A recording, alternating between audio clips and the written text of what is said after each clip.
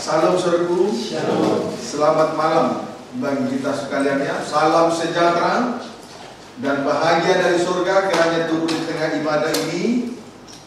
Dan kita bersyukur kepada Tuhan karena kemurahan hati Tuhan kita diizinkan mengusahakan ibadah pendalaman Alkitab disertai dengan perjamuan suci. Puji Tuhan, saya juga tidak lupa menyapa anak-anak Tuhan, umat Tuhan, hamba-hamba Tuhan yang sedang mengikuti pemberitaan firman Tuhan lewat live streaming, video internet, YouTube, Facebook, di dalam maupun luar negeri dimanapun Anda berada. Kiranya Tuhan memberkati kita bersama-sama.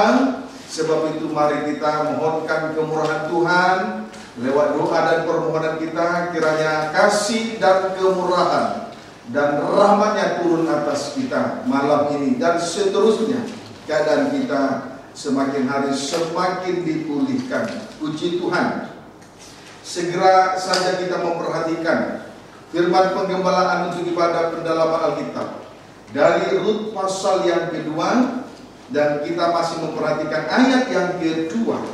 Demikian firman Tuhan. Rut 2 ayat 2, demikian firman Tuhan. Maka Rut perempuan Moab itu berkata kepada Naomi, biarkanlah aku pergi ke ladang memungut bulir-bulir jelai di belakang orang yang murah hati kepadaku.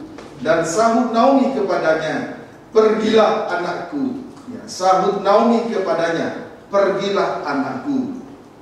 Puji Tuhan, Rut meminta izin. Ayat ini menceritakan tentang Rut meminta izin atau memohon doa restu dari Naomi, dan ia pun direstui. Ayat ini menyimpulkan bahwa Rut meminta izin atau memohon doa restu dari Naomi, dan ia pun direstui. Dalam hal ini sebagai anak atau menantu, Rut hormat kepada Naomi sebagai orang tua.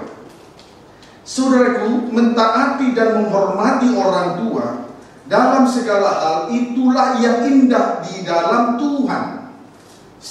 Sebagai bukti baik keadaannya, strip yang kedua, berbahagialah ia. Strip yang ketiga, lanjut umurnya atau panjang umurnya. Pada minggu yang lalu telah saya sampaikan dengan jelas.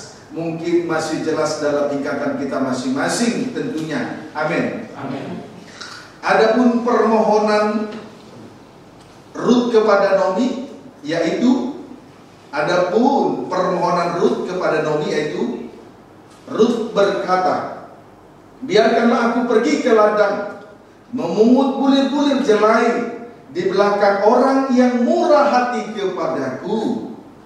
Puji Tuhan. Kemudian isi permohonan ini terdiri dari, kemudian kalau kita perhatikan isi dari permohonan Rut kepada Naomi terdiri dari atas A, biarkanlah aku pergi ke ladang. B, memungut bulir-bulir jelai gandum.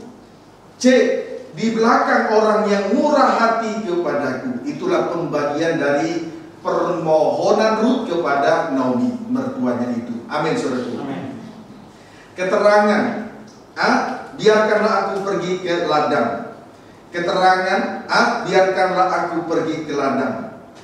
Puji Tuhan, saudaraku, saat ini kita berada di ladang Allah karena Ia sangat memperhatikan kehidupan kita masing-masing. Sungguh itu merupakan suatu kemurahan hati Tuhan yang besar untuk memelihara kehidupan kita masing-masing. Amin, saudaraku. Saat ini kita berada di ladang Allah karena Ia sangat memperhatikan kehidupan kita masing-masing. Sungguh itu merupakan suatu kemurahan hati Tuhan yang besar untuk memelihara kehidupan kita masing-masing. Puji Tuhan. 1 Korintus 3 ayat 9. 1 Korintus 3 ayat 9. Demikian firman Tuhan. Karena kami adalah kawan sekerja Allah, kamu adalah ladang Allah. Karena kami adalah kawan sekerja Allah, kamu adalah ladang Allah. Puji Tuhan. Rasul Paulus berkata kepada sidang jemaat di Korintus, karena kami adalah kawan sekerja Allah, kamu adalah ladang Allah. Puji Tuhan. Amin, saudaraku. Saudaraku, jangan kita membawakan hidup kita hanya sibuk dengan ladang dunia yang hanya menghasilkan onak dan duri. Saya ulangi, jangan kita membawakan hidup kita hanya sibuk dengan ladang dunia yang hanya menghasilkan onak dan duri. Onak dan duri menunjuk keinginan daging yang sifatnya menyakiti atau menusuk hati dan perasaan orang lain atau sesama. Onak dan duri menunjuk keinginan daging yang sifatnya menyakiti atau menusuk hati dan perasaan orang lain. Amin, saudaraku. Amin. Puji Tuhan. 1 Korintus 3 ayat 3 sampai 4. 1 Korintus 3 ayat 3 sampai dengan ayat yang keempat. Demikian firman Tuhan. Perhatikan itu. Karena kamu masih manusia duniawi, sebab jika di antara kamu ada iri hati dan perselisihan, bukankah hal itu menunjukkan bahwa kamu manusia duniawi dan bahwa kamu hidup secara manusiawi? Karena jika yang seorang berkata, aku dari golongan Paulus, dan yang lain berkata, aku dari golongan Apolos, bukankah hal itu menunjukkan bahwa kamu manusia duniawi yang bukan rohani? Puji Tuhan. Saudaraku, ladang dunia maka akan hidup secara manusiawi. Ladang dunia hidup secara manusiawi dengan bukti ada iri hati dan perselisihan. Amin, saudaraku. Ladang dunia maka akan hidup secara manusiawi dengan bukti di situ ada iri hati dan perselisihan. Iri hati dan perselisihan menunjuk onak dan duri, sifatnya menusuk atau menyakiti hati sesama. Dapat dipahami, saudara? Iri hati dan perselisihan menunjuk onak dan duri, sifatnya menusuk atau menyakiti hati dan perasaan orang lain. Puji Tuhan. Akibatnya terjadi perpecahan di antara anggota-anggota tubuh. Akibatnya terjadi perpecahan di antara anggota-anggota tubuh. Puji Tuhan. Saudaraku, perhatikan. Ketika terjadi perpecahan, muncullah atau berdirilah kelompok-kelompok. Masing-masing mengklaim atau mengakui bahwa kelompoknya yang paling benar, sedangkan kelompok yang lain salah. Amin, saudaraku. Pada ayat 4 di sini terlihat dengan jelas telah terjadi pengkultusan, yaitu mengkultus individukan seseorang atau mengidolakan seorang hamba Tuhan sebagai tanda telah munculnya kelompok-kelompok atau golongan-golongan. Dapat dipahami, saudaraku? Pada ayat 4 di sini terlihat dengan jelas telah terjadi pengkultusan, yaitu mengkultus individukan seseorang atau mengidolakan seorang hamba Tuhan sebagai tanda telah munculnya kelompok-kelompok atau golongan-golongan. Kiranya dapat dipahami dengan baik. Puji Tuhan. Di hari-hari ini banyak bermunculan kelompok-kelompok, banyak bermunculan golongan-golongan, masing-masing menyatakan dirinya yang paling benar, sedangkan kelompok atau golongan yang lain salah. Sehingga masing-masing kelompok saling sindir menyindir, saling menjatuhkan. Sehingga berakhirnya perpecahan. Inilah yang disebut onak dan duri. Ketika terjadi sindir menyindir dan saling menjatuhkan antara kelompok yang satu dengan kelompok yang lain, berarti itulah yang disebut onak dan duri. Itulah sebabnya tadi saya katakan, janganlah kita sibuk membawakan hidup kita ini kepada ladang dunia. Dapat dipahami saudara? Jangan sibuk kita membawa hidup kita ini ke ladang dunia. Kiranya dapat dipahami dengan baik. Puji Tuhan. Dan di hari-hari ini juga banyak kelompok yang sedang bermunculan, saling menjatuhkan, saling menghakimi, mengklaim dirinya yang paling benar, kelompok yang lain salah. Dan yang paling miris, di tengah-tengah firman pengajaran mempelai, berdiri banyak kelompok-kelompok, berdiri banyak golongan-golongan, dan di tengah-tengahnya ada onak dan duri, saling menusuk, saling menyakiti, saling menjatuhkan. Puji Tuhan, kiranya dapat dipahami dengan baik. Sekarang kita akan melihat kelompok yang dari Tuhan.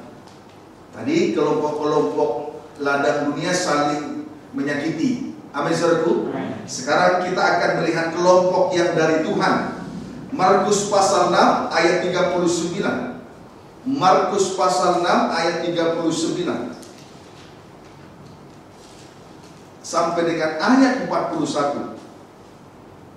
Markus pasal 6 ayat 39 sampai dengan ayat 41. Pembacaan dimulai dari ayat 38. Demikian firman Tuhan. Tetapi ia berkata kepada mereka, berapa banyak roti yang ada padamu? Cobalah periksa. Sesudah memeriksanya, mereka berkata, 5 roti dan 2 ikan. Ayat 39 sampai 41, perhatikan. Lalu ia menyuruh orang-orang itu supaya semua duduk berkelompok-kelompok di atas rumput hijau. Maka duduklah mereka berkelompok-kelompok. Ada yang 100, ada yang 50 orang. Dan setelah ia mengambil 5 roti dan 2 ikan itu, ia menengadah ke langit dan mengucap berkat. Lalu memecah-mecahkan roti itu dan memberikannya kepada murid-muridnya, supaya dibagi-bagikan kepada orang-orang itu. Begitu juga kedua ikan itu dibagi-bagikannya kepada semua mereka. Puji Tuhan. Kelompok-kelompok yang dibentuk oleh Tuhan. Sama di sini kita melihat kelompok-kelompok yang dibentuk oleh Tuhan, sama-sama menikmati berkat yang sama dari Tuhan, yaitu 5 roti dan 2 ikan yang telah diberkati oleh Tuhan. Berarti berkat itu mempersatukan sehingga ada rasa kebersamaan. Amin saudaraku. Puji Tuhan. Haleluya. Kalau sama-sama menikmati berkat yang sama, saudaraku, berarti berkat itu mempersatukan sehingga muncullah rasa kebersamaan, timbullah kesatuan satu dengan yang lain. Berbeda kalau dalam satu kelompok yang bukan dibentuk oleh Tuhan, maka ketika dia menikmati berkat dari kelompok itu, maka berkat itu akan digunakan untuk menusuk, untuk menyakiti, untuk saling menjatuhkan satu dengan yang lain. Dapat dipahami saudaraku. Tapi kalau kelompok itu adalah kelompok yang dibentuk oleh Tuhan, maka kelompok itu akan sama-sama menikmati berkat yang sama, sehingga tidak ada kesempatan untuk saling menjatuhkan, saling menghakimi satu dengan yang lain. Sebab berkat itu mempersatukan sehingga ada rasa kebersamaan. Amin saudaraku. Puji Tuhan. Saya berharap rekan-rekanku hamba-hamba Tuhan, terkhusus yang sudah menerima kemurahan oleh pengajaran mempelai dalam terangnya tabernakel, Mari kita bersama-sama menikmati berkat yang sama, sehingga bagi kita tidak ada kesempatan untuk saling menghakimi satu dengan yang lain. Tidak merasa kelompok kita yang paling benar, sedangkan kelompok orang lain adalah kelompok yang salah. Supaya di tengah-tengahnya tidak timbul onak dan duri, tidak saling menyakiti, tidak saling menghakimi, tidak saling menjatuhkan satu dengan yang lain. Itu doa saya. Puji Tuhan. Adapun berkat yang diterima oleh masing-masing kelompok yang dibentuk oleh Tuhan tadi, adapun berkat yang diterima oleh masing-masing kelompok yang dibentuk oleh Tuhan ialah 5 roti dan 2 ikan. 5 roti dan 2 ikan. Pendeknya, berkat yang dinikmati oleh masing-masing kelompok tadi adalah roti dan ikan. Roti dan ikan. Amin. Amin. Ada amin? Amin. Puji Tuhan. Mari sejenak kita melihat berkat roti dan ikan dalam Injil Matius pasal 7. Ayat 9 sampai dengan ayat yang ke-10. Injil Matius pasal 7 ayat 9 sampai dengan ayat 10, demikian firman Tuhan. Adakah seorang daripadamu yang memberi batu kepada anaknya jika ia meminta roti, atau memberi ular jika ia meminta ikan? Jadi jika kamu yang jahat tahu memberi pemberian yang baik kepada anak-anakmu, apalagi Bapa yang di sorga, Ia akan memberikan yang baik kepada mereka yang meminta kepadanya. Puji Tuhan. Perhatikan, Bapa yang baik tidak memberi batu kepada anak yang meminta roti, kemudian tidak memberi ular kepada anak yang meminta ikan. Puji Tuhan. Sementara ayat 8 sampai ayat 9 ini terbagi atas 2 bagian. Yang pertama batu dan roti, yang kedua ular dan ikan. Puji Tuhan. Tadi berkat yang dinikmati oleh masing-masing kelompok adalah 5 roti dan 2 ikan. Di sini kita perhatikan roti berhadapan dengan batu, sedangkan ikan berhadapan dengan ular. Amin, saudaraku.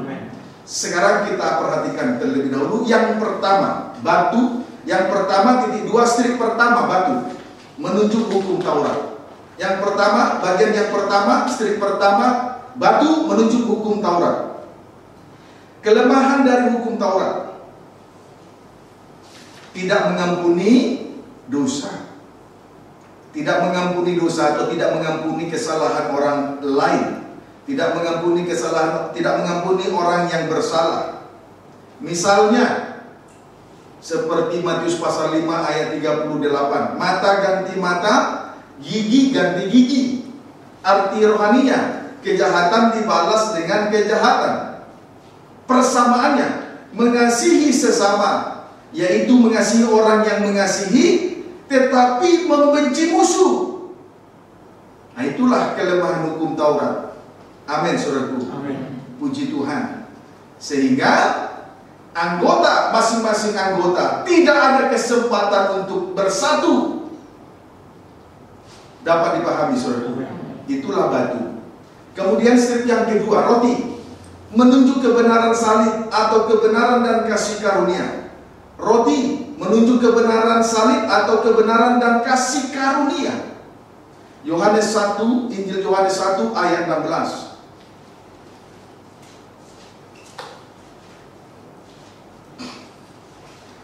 Injil Yohanes 1 ayat 16. Demikian firman Tuhan, karena dari kepenuhannya kita semua telah menerima kasih karunia demi kasih karunia.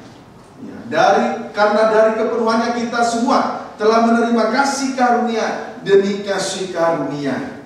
Dari kasih karunia yang satu, kita dibawa kepada kasih karunia yang lain. Setelah Tuhan mengampuni dosa yang satu, Tuhan juga mengampuni dosa yang lain. Seterusnya, sampai kasih karunia itu membawa kita kepada kesempurnaan, kesempurnaan, kemuliaan. Amin, saudaraku. Kemudian ayat 17, Yohanes 1 ayat 17. Sebab hukum Taurat diberikan oleh Musa, tetapi kasih karunia dan kebenaran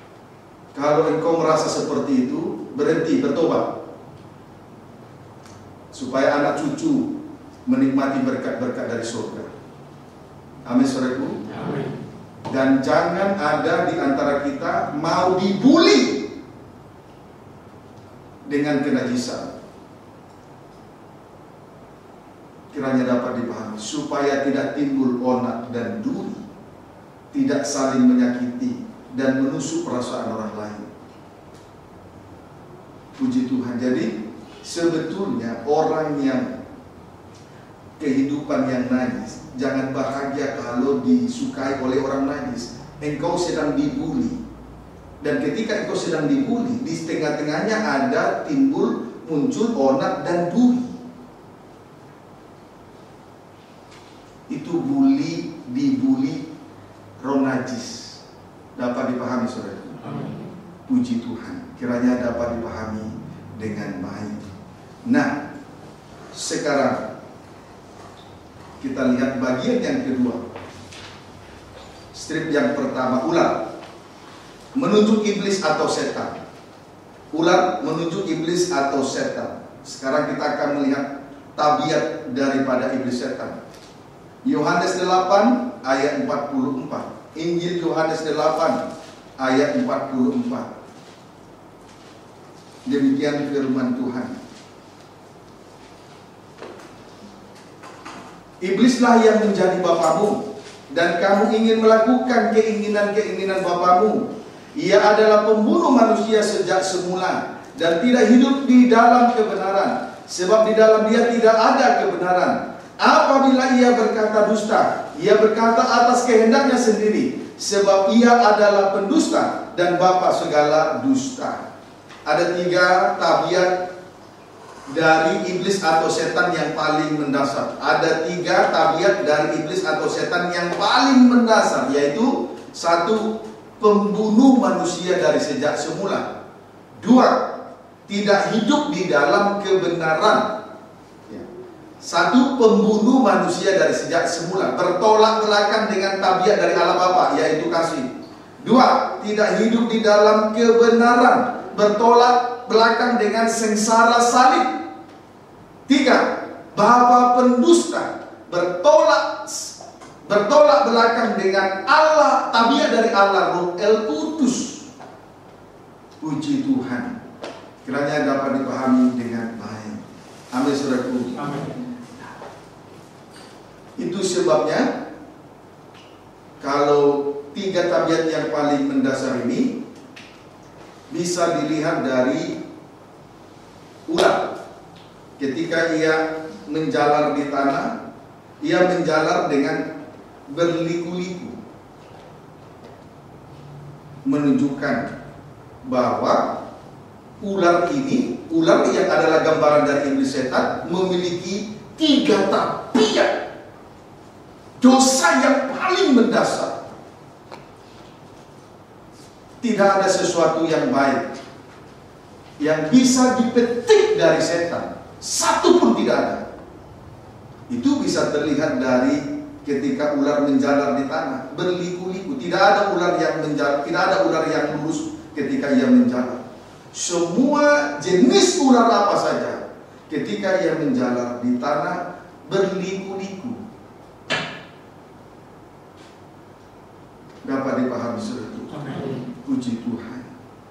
Haleluya. Nah, sekarang yang menjadi makanannya atau sasaran empuknya ialah debu tanah. Yang menjadi makanan dari ular ialah debu tanah, menunjuk manusia yang hina karena dosa. Debu tanah itu menunjuk manusia yang hina karena dosa. Manusia hina itu karena dosa. Amin, saudaraku. Puji Tuhan. Jadi bukan karena yang lain-lain. Manusia menjadi hina karena dosa. Puji Tuhan. Haleluya. Itulah iblis setan dengan 3 tabiat yang paling mendasar secara singkat saja. Sekarang strip yang kedua.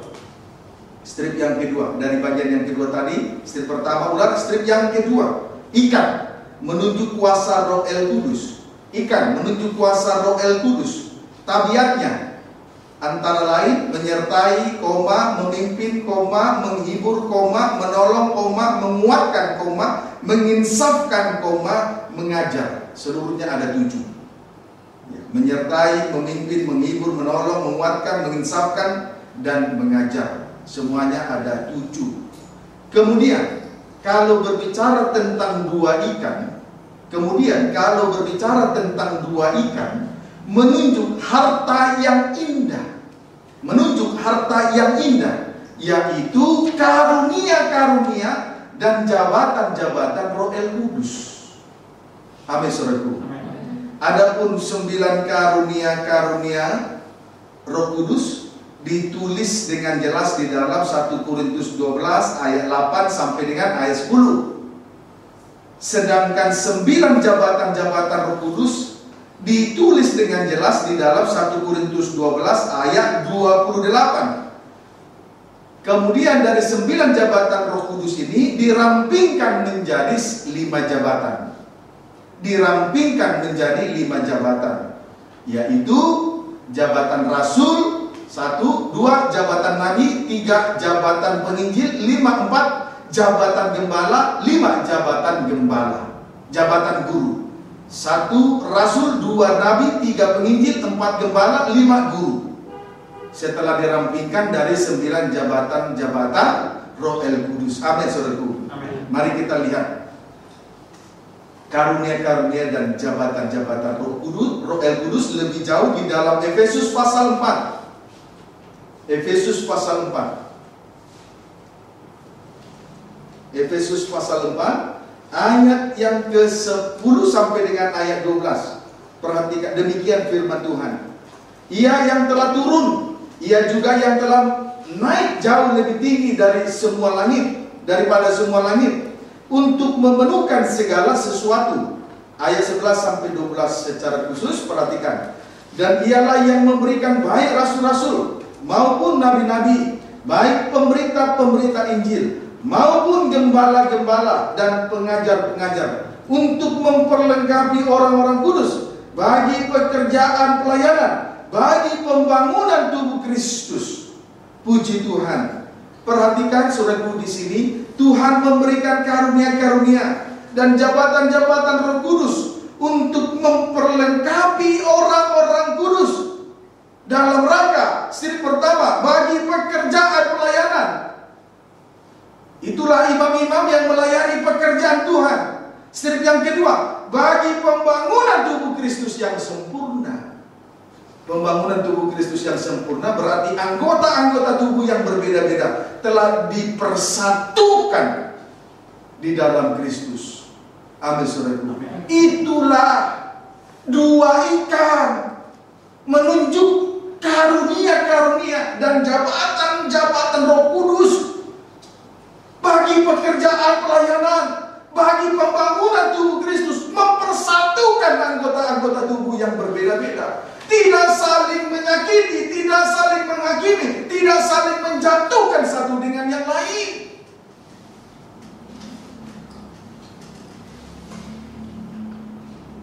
Itulah berkat, makanan yang diberkati oleh kelompok-kelompok yang dibentuk oleh Tuhan, sehingga tidak timbul perpecahan. Kalau menikmati berkat yang sama, berarti sama-sama, berarti di situ ada kebersamaan. Dapat dipahami, saudara? Di situ ada kebersamaan. Tetapi kalau kelompok itu tercipta di dunia ini, bukan dibentuk oleh Tuhan, maka ketika dia menikmati berkat di dalam kelompok itu, maka berkat itu bisa disalahgunakan untuk menyerang orang-orang lain, mengklaim, mengakui dirinya yang paling benar, sedang kelompok atau golongan orang lain salah.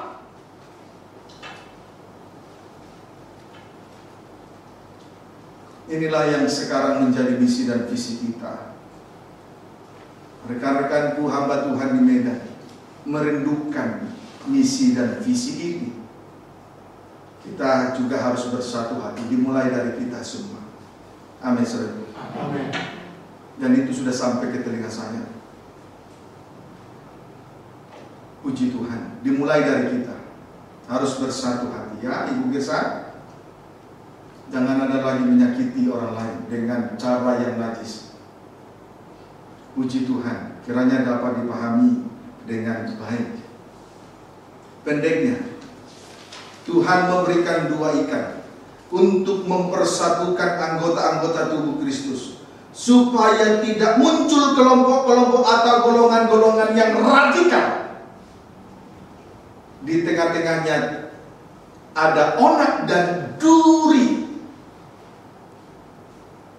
Dapat dipahami, saudara? Amin, saudaraku. Sekarang ciri-ciri kelompok yang dibentuk oleh Tuhan. Ciri-ciri kelompok-kelompok ataupun golongan-golongan yang dibentuk oleh Tuhan. Kita kembali memperhatikan Markus pasal yang ke-6 ayat 40. Saudaraku, kesatuan dari tubuh Kristus ini juga merupakan tanggung jawab kita loh, saudaraku ya. Sebab itu tidak boleh ada kepentingan diri dalam beribadah, dalam melayani Tuhan. Kalau tidak, sibuk saja di ladang dunia sana. Kalau memang tidak mau bertanggung jawab dalam hal mempersatukan anggota tubuh ini, sibuk saja di ladang dunia. Tapi ingat, di situ ada onak dan duri. Kiranya dapat dipahami dengan baik. Amin, saudaraku. Kesatuan tubuh ini adalah tanggung jawab kita masing-masingnya. Amin, saudaraku. Kalau Tuhan percayakan, ayo kita kerjakan. Kalau Tuhan percayakan, ayo kita kerjakan. Puji Tuhan. Dan ada hamba-hamba Tuhan dari Sumatera merindukan itu dan disampaikan kepada saya. Kalau Tuhan percayakan, ayo kita kerjakan. Syaratnya tidak boleh ada kepentingan diri lagi dalam hal melayani Tuhan. Amin, saudaraku. Puji Tuhan. Haleluya. Markus, ciri-ciri kelompok yang dibentuk oleh Tuhan. Markus 6 ayat 40. Markus 6 ayat 40. Demikian firman Tuhan. Maka duduklah mereka berkelompok-kelompok. Ada yang 100, ada yang 50 orang dalam kelompok, dalam satu kelompok. Jadi ada kelompok 100, ada kelompok 50. Inilah kelompok yang dibentuk oleh Tuhan. Ada kelompok 100, ada kelompok 50. Amin. Puji Tuhan. Ini semuanya berasal dari 5.000 orang laki-laki. Jadi 5.000 orang laki-laki ini dibentuk menjadi kelompok-kelompok. Ada kelompok 100, ada kelompok 50. Amin, saudaraku. Baik. Keluaran pasal 27. Keluaran pasal 27.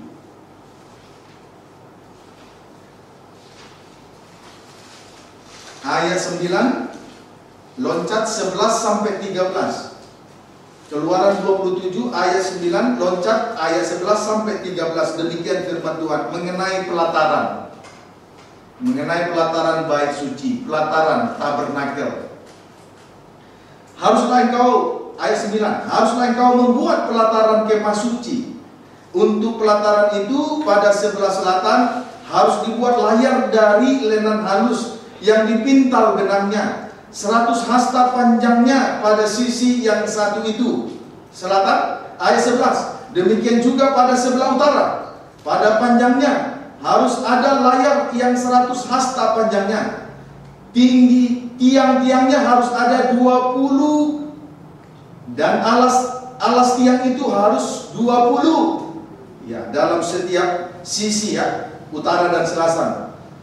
100 hasta tadi dari tembaga, tetapi kaitan-kaitan tiang itu dan penyambung-penyambungnya harus dari perak. Ayat 12. Dan pada lebar pelataran itu pada sebelah barat harus ada layar 50 hasta dengan 10 tiangnya dan 10 alas tiang itu. Ayat 13. Lebar pelataran itu, yaitu bagian muka pada sebelah timur, harus 50 hasta.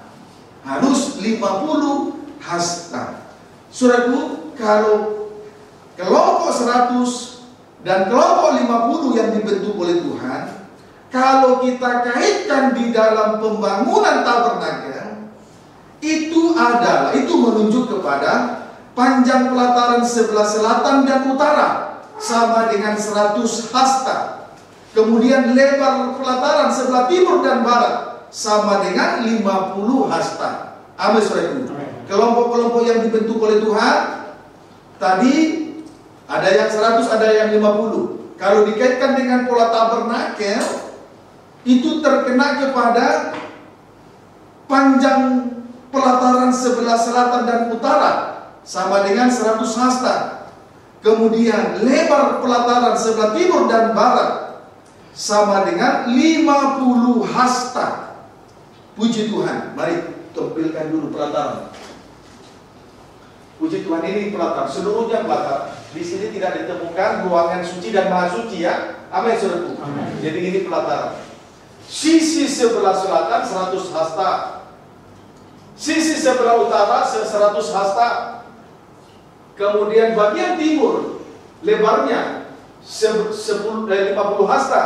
Sedangkan bagian barat lebarnya 50 hasta. Maka panjang kali lebar sama dengan 100 hasta kali 50 hasta. Panjang kali lebar sama dengan 100 hasta kali 50 hasta. Hasilnya 5.000 hasta persegi. 5.000 hasta persegi. 100 hasta kali 50 hasta, hasilnya 5.000 hasta persegi. Itulah kelompok-kelompok yang dibentuk oleh Tuhan. Amin, saudaraku. Semuanya sesuai dengan ukuran tabernakel. Tabernakel adalah gambaran dari kerajaan surga. Biarlah kita berada di dalam kelompok yang dibentuk oleh Tuhan. Ukurannya adalah tabernakel. Ukurannya adalah kerajaan surga. Di dalamnya ada kebenaran, di dalamnya ada damai sejahtera. Di situ tidak ada onar dan duri.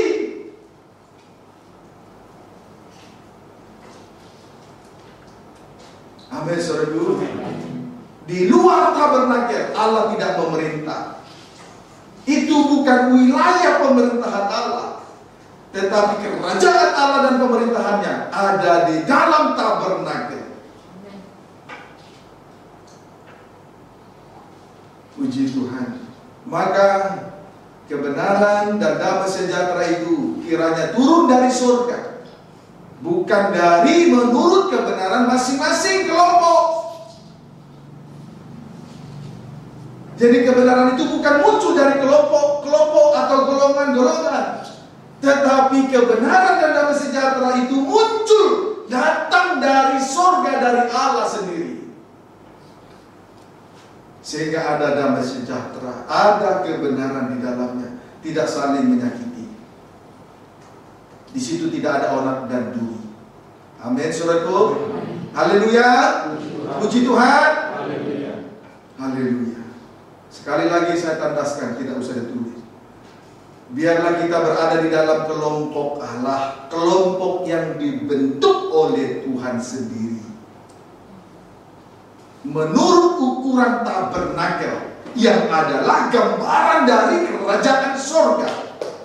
Nanti di situ ada kebenaran, di situ ada damai sejahtera, di situ ada sukacita. Seluruhnya dikerjakan oleh Roh Kudus. Itu bukan pekerjaan daging. Puji Tuhan. Amin, saudaraku. Sebab itu biarlah kiranya kita melayani Tuhan dengan sistem kerajaan surga. Amin. Haleluya. Asal ada makanan pakaian cukuplah. Carilah dahulu kerajaan surga dan kebenaran di dalamnya, semuanya ditambahkan. Sebab itu kita yang sudah dipercayakan oleh Tuhan dalam banyak perkara, baik itu karunia-karunia dan jabatan-jabatan Roh Kudus, jangan biarkan itu dihina oleh orang lain, tetapi betul-betul bahu kanan dan kiri memikul tanggung jawab yang dipercayakan oleh Tuhan, supaya nama Tuhan dipermuliakan di bumi seperti di surga. Amin, saudaraku. Puji Tuhan. Haleluya. Nah, saudaraku, 5.000 menunjuk 5.000 tahun Allah berurusan dengan umat-umatnya. Umatnya itu bukan saja Israel tapi juga kafir. 5.000 juga menunjuk 5.000 tahun Allah berurusan dengan umatnya, dalam kurung Israel dan kafir, mulai dari Abraham sampai dengan akhir dari kerajaan 1000 tahun damai. Perhatikan, ini 5.000 tahun. Saudaraku, Adam sampai Abraham 2.000 tahun. Perhatikan ya, Adam sampai Abraham 2.000 tahun. Tetapi hukum Taurat itu berlangsung dari setelah 500 tahun dari Abraham. Itu berlangsung sampai kepada salib. Ada 1.500. Kesimpulannya, dari Abraham sampai kerajaan 1000 tahun damai, itu ada 5.000 tahun. Disitulah Allah berurusan dengan umatnya, Israel dan kafir. Amin, saudaraku. Umat Tuhan itu timbul dari Abraham, bukan dari sini, tapi dari Abraham. Sebab Abraham adalah bapa orang yang beriman kepada Allah yang menjadi manusia. Itulah Tuhan Yesus Kristus. Amin, saudaraku. Puji Tuhan. Kita ini adalah anak Abraham karena hidup menurut iman Abraham. Puji Tuhan. Kiranya dapat dipahami dengan baik ya. Sampai sejauh dapat dipahami. Amin. Puji Tuhan. Kesimpulannya, 5.000 orang yang telah menikmati 5 roti dan 2 ikan adalah tubuh mempelai, adalah anggota-anggota tubuh yang telah dipersatukan oleh berkat yang sama. Telah dipersatukan oleh berkat yang sama. Sama-sama menikmati berkat yang sama.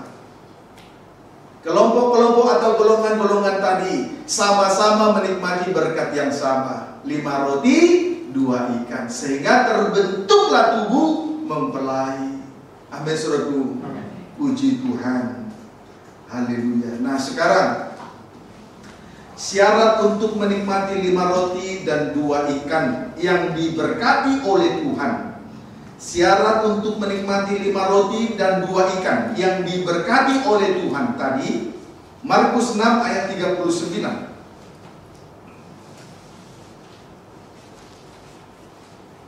Markus 6 ayat 39.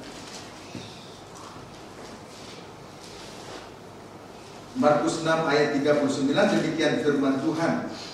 Lalu ia menyuruh orang-orang itu supaya semua duduk berkelompok-kelompok di atas rumput hijau. Di atas rumput hijau. Jadi baik kelompok 100 maupun kelompok 50 masing-masing duduk di atas rumput yang hijau.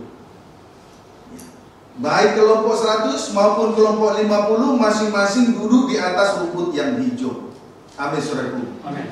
Puji Tuhan. Duduk di atas rumput yang hijau menunjuk kepada orang-orang yang tergembala. atas rumput yang hijau menunjuk kepada orang-orang yang tergembala, berada di padang penggembalaan. Puji Tuhan, rumput menunjuk padang penggembalaan. Kita patut bersyukur.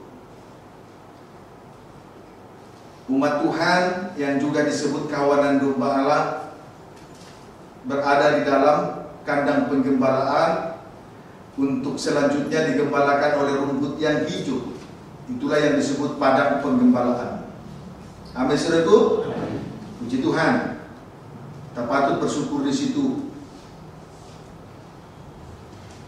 Saudara bisa bayangkan ketika jauh dari Tuhan, tidak berada di padang penggembalaan, bagaikan satu domba yang tersesat di padang gurun. Kenapa tersesat? Karena ia mengambil jalannya sendiri, karena ia menuruti kata hatinya sendiri, sehingga di dalam kesesatan itu dia menjerit, dia menangis, dia menderita, siang malam meneteskan air mata, tidak bisa dibendung lagi. Tetapi puji Tuhan, saat ini kita menjadi sebagai umat Allah, kita berada di dalam kandang penggembalaan, berada di padang penggembalaan untuk digembalakan oleh Tuhan sendiri. Amin, saudaraku. Tuhan mau memikul kehidupan kita. Segala beban berat kita dipikulnya di atas pundaknya. Itu kemurahan Tuhan. Amin, saudaraku. Haleluya. Baik. Injil Yohanes 10 ayat 11.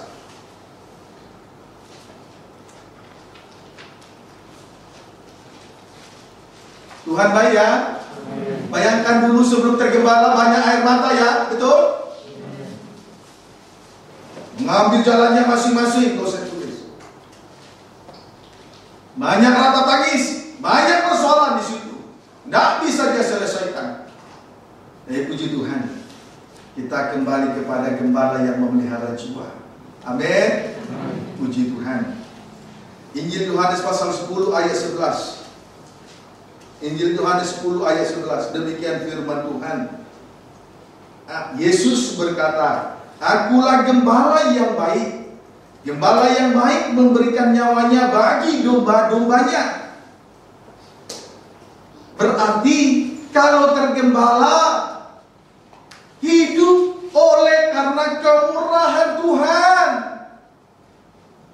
Sebab Yesus Gembala Agung telah menyerahkan nyawanya di atas kayu salib. Itu kemurahan bagi domba-domba. Amin. Itu kebenaran, itu kasih karunia. Kalau tergembala, berada dalam padang penggembalaan, hidup di dalam kasih karunia, kemurahan oleh Tuhan, sehingga yang menyadari bahwa hidup oleh karena kasih karunia dan kemurahan tidak sempat-sempatnya bermega lagi.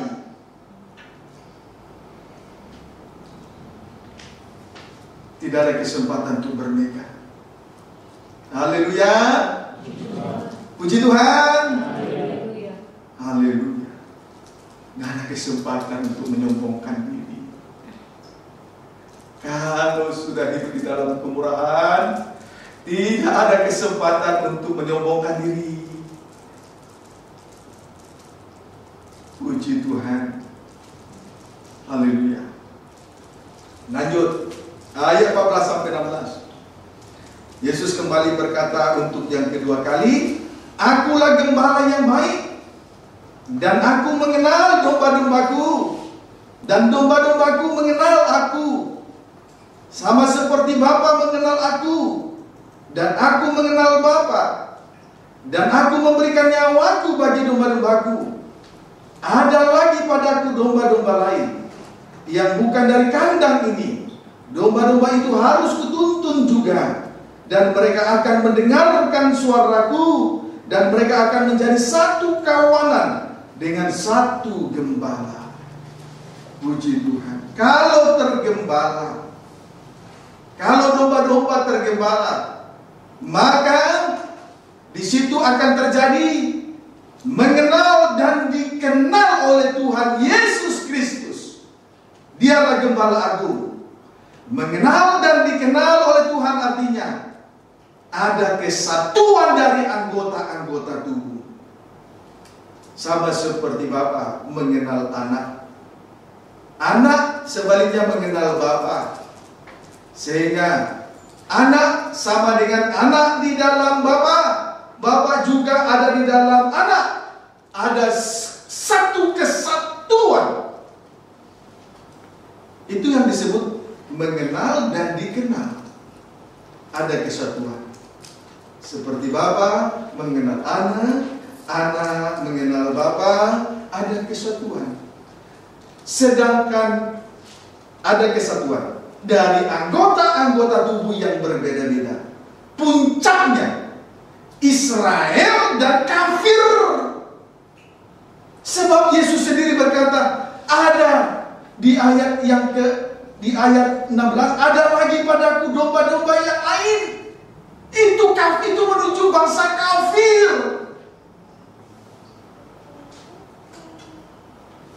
Amin, saudaraku. Itulah kerinduan Tuhan, supaya kita betul-betul satu, anggota tubuh yang berbeda satu, sampai puncaknya kafir, Israel dan bangsa kafir bersatu. Maka memang kita harus duduk di atas rumput yang hijau. Artinya memberi diri digembalakan oleh Gembala Agung. Hanya satu Gembala Agung, tidak dua.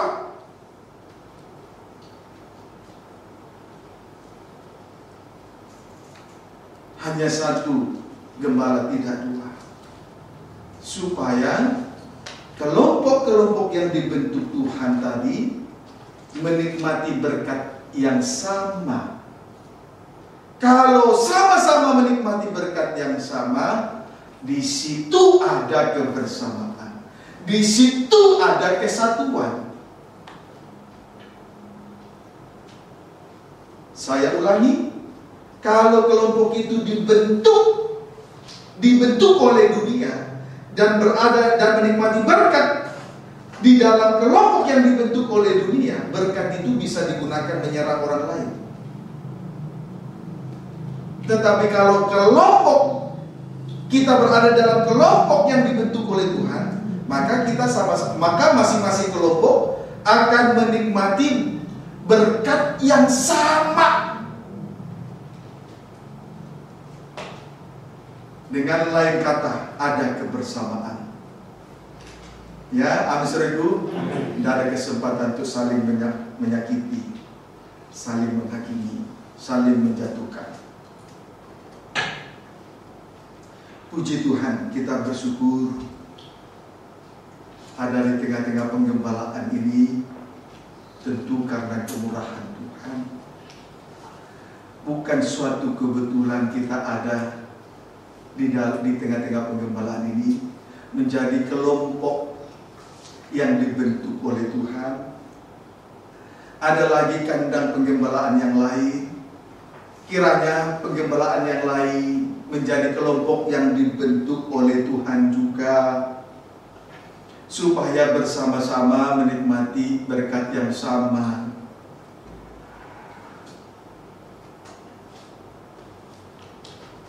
Sehingga kita saling mengenal dan dikenal oleh Tuhan Yesus Kristus Gembala Agung. Puncaknya ada kesatuan, yaitu bangsa Israel dan bangsa kafir. Inilah yang disebut tubuh mempelai. Maka masing-masing kita sudah bertanggung jawab di dalam kesatuan ini. Dimulai dari saya, istri saya, kita semua dalam kelompok GPT Betania. Di atas tadi saya sudah sampaikan, ada kerinduan untuk menerobos kelompok-kelompok yang bukan dibentuk oleh Tuhan. Tetapi saya juga tandaskan, Tuhan sudah membentuk kelompok kabar mempelai internasional, juga saya sempat ada di dalamnya. Ada kelompok yang dibentuk oleh Tuhan, itulah pengajaran mempelai Alkitabiah atau PMA. Juga saya pernah di situ. Juga ada kelompok-kelompok yang lain. Juga saya ada di situ. Bersama-sama menikmati berkat yang sama. 5 roti 2 ikan. Supaya ada kesatuan. Puncaknya bangsa Israel dan kafir bersatu. Amin. Amin. Amin, saudaraku. Amin. Ayo, tidak boleh lagi ada kepentingan di dalamnya, ya, supaya tidak timbul onak dan duri, tidak saling menyakiti. Setuju? Amin. Puji Tuhan. Haleluya. Ini sudah menjadi tanggung jawab kita masing-masing. Lanjut. Ayat 3 sampai ayat 4. Yohanes 10 ayat 3 sampai 4. Dimulai pembacaan ayat 2. Tetapi siapa yang masuk melalui pintu, ia adalah gembala domba. Untuk dia penjaga membuka pintu dan domba-domba mendengarkan suaranya. Dan ia memanggil domba-dombanya masing-masing menurut namanya dan menuntunnya keluar. Jika semua dombanya telah dibawanya keluar, ia berjalan di depan mereka. Dan domba-domba itu mengikuti dia karena mereka mengenal suaranya. Suasana kalau tergembala. Satu, dengaran. Sama dengan mendengar suara gembala. 2, mengikuti gembala. 2, mengikuti gembala. Artinya, satu suara dan satu gembala, yaitu Tuhan Yesus Kristus adalah gembala agung. Kalau kita sekaliannya tergembala dengan baik, maka keadaan yang tergembala duduk di atas rumput yang hijau. 1, mendengar suara gembala, sama artinya dengaran.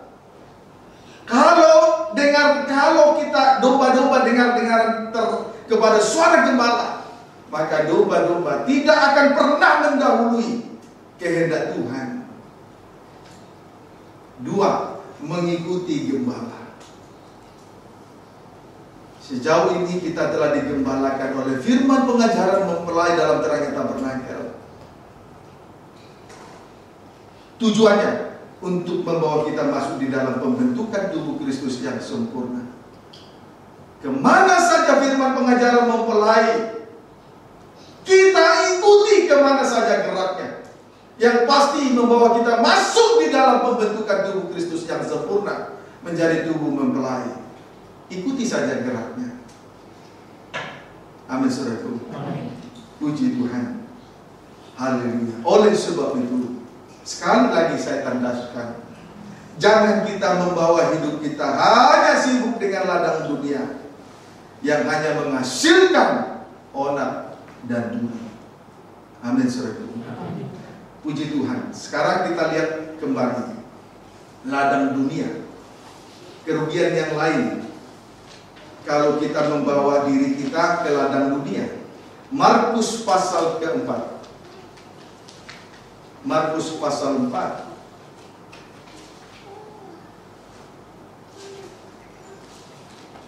Markus pasal 4 ayat 7 loncat ayat 18 sampai 19. Markus 4 ayat 7 loncat ayat 18 sampai 19. Demikian firman Tuhan. Sebagian lagi jatuh di tengah semak duri, lalu makin besarlah semak itu dan menghimpitnya sampai mati, sehingga ia tidak berbuah. 18 sampai 19. Dan yang lain ialah yang ditaburkan di tengah semak duri. Itulah yang mendengar firman Tuhan, lalu kekhawatiran dunia ini dan tipu daya kekayaan dan keinginan-keinginan akal hal yang lain masuklah menghimpit firman itu sehingga tidak berbuah. Kesimpulannya, ladang dunia hanyalah menghasilkan semak atau onak dan duri.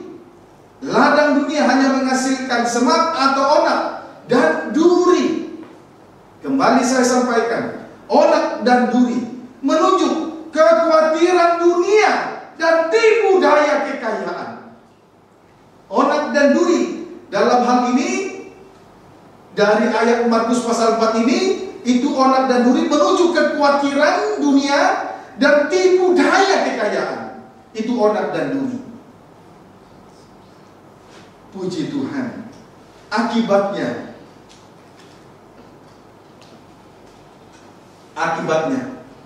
tidak bertumbuh, kerohaniannya tidak bertumbuh di dalam Tuhan, sehingga menjadi kehidupan rohani yang kerdil. Karena onak dan duri tadi menghimpit,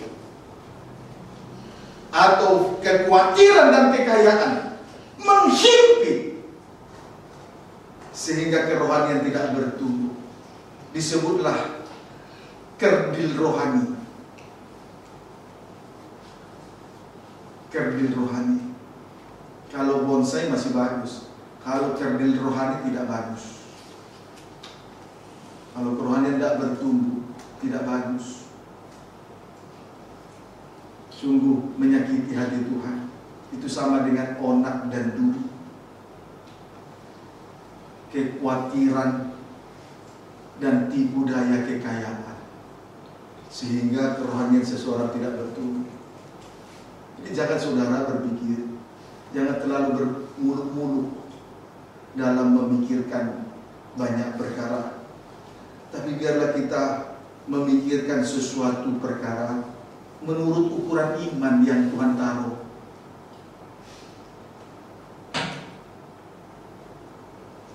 Jangan menjadi penghayal-penghayal.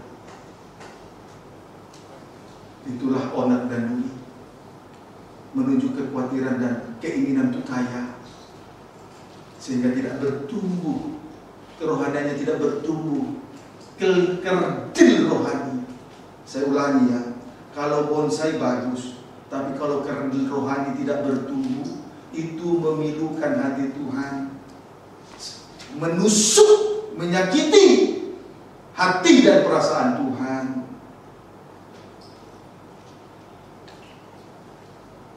Amin, saudaraku. Amin. Puji Tuhan. Haleluya. Nah, ciri-ciri ladang dunia. Ciri-ciri ladang dunia. Ayat 15 sampai 17. Markus 4 ayat 15 sampai 17. Demikian firman Tuhan. Pembacaan 14, penabur itu menaburkan firman. Ayat 15, orang-orang yang di pinggir jalan, tempat firman itu ditaburkan, ialah mereka yang mendengar firman. Lalu datanglah iblis dan mengambil firman yang baru ditaburkan di dalam mereka. Demikian juga yang ditaburkan di tanah yang berbatu-batu, ialah orang-orang yang mendengarkan firman itu dan segera menerimanya dengan gembira. Tetapi mereka tidak berakar dan tahan sebentar saja. Apabila kemudian datang penindasan atau penganiayaan karena firman itu, mereka segera murtad. Puji Tuhan. Ciri-ciri ladang dunia ada dua. Satu, tidak menghargai dan tidak mengerti firman Tuhan yang disampaikan. Ini sama dengan orang bodoh. Sama dengan orang bodoh. Amin. Dua, keras hati, menunjuk tanah yang berbatu-batu, tanahnya tipis. Tanahnya tipis.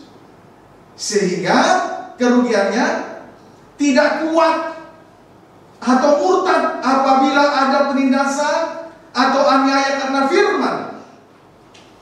Pendeknya, bila tidak berakar di dalam Tuhan, tidak kuat menghadapi ujian. Amin, saudaraku. Haleluya. Ini ciri ladang dunia. Satu, saudaraku, tidak mengerti sehingga tidak menghargai firman Tuhan, sama dengan orang bodoh. 2, tanah berbatu-batu, tanahnya tipis, menunjuk kepada orang yang keras hati. Senang dengar firman, tetapi firman itu tidak berakar. Sehingga apabila ada aniaya karena firman, sengsara karena salib, dia mundur, dia murtad. Karena tidak berakar di dalam Tuhan. Tanahnya tipis. Amin, saudaraku. Bodoh dan keras hati, itu ciri ladang dunia. Bodoh dan keras hati. Puji Tuhan. Lihat orang bodoh dan keras hati. 1 Korintus 1.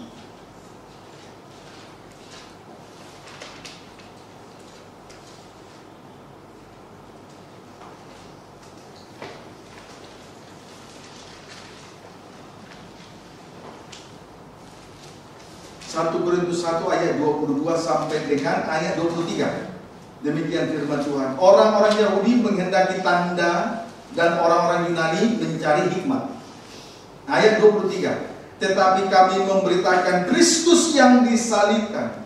Untuk orang-orang Yahudi suatu batu sandungan. Batu sandungan. Dan untuk orang-orang bukan Yahudi suatu kebodohan.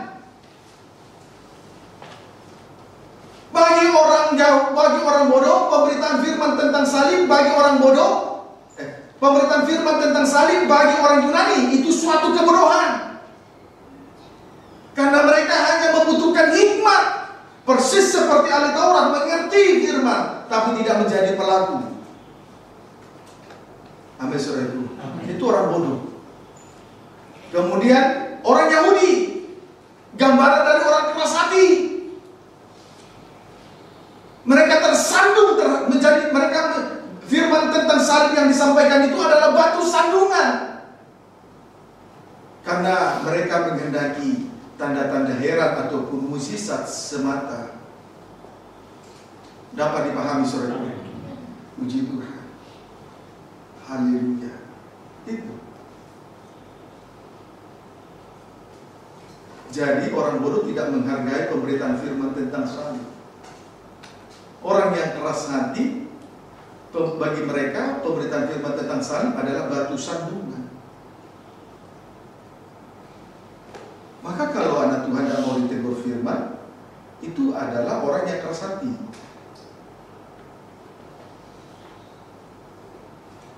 Amin, saudaraku. Tidak mau menghargai firman, menolak firman, itu orang bodoh. Seperti orang Yunani. Puji Tuhan. Inilah ciri-ciri ladang dunia. Bodoh dan keras hati. Sama-sama tidak menghargai pemberitaan firman tentang salib. Tetapi di ayat 24, tetapi untuk mereka yang dipanggil, baik orang Yahudi maupun orang bukan Yahudi, Kristus adalah kekuatan Allah dan hikmat Allah. Rasul Paulus memiliki pendirian yang kuat. Dia tidak peduli. Dia tetap menyampaikan firman tentang salib. Sekalipun itu suatu kebodohan bagi orang Yunani, sekalipun itu menjadi batu sandungan bagi bangsa Israel. Sebab dia tahu pemberitaan firman tentang salib adalah hikmat Allah dan kekuatan Allah. Kegunaan hikmat dapat membedakan antara yang baik dan yang jahat. Jadi hikmat itu datangnya dari salib, bukan dari buku-buku yang saudara baca. Itu pengertian, pengetahuan tentang dunia.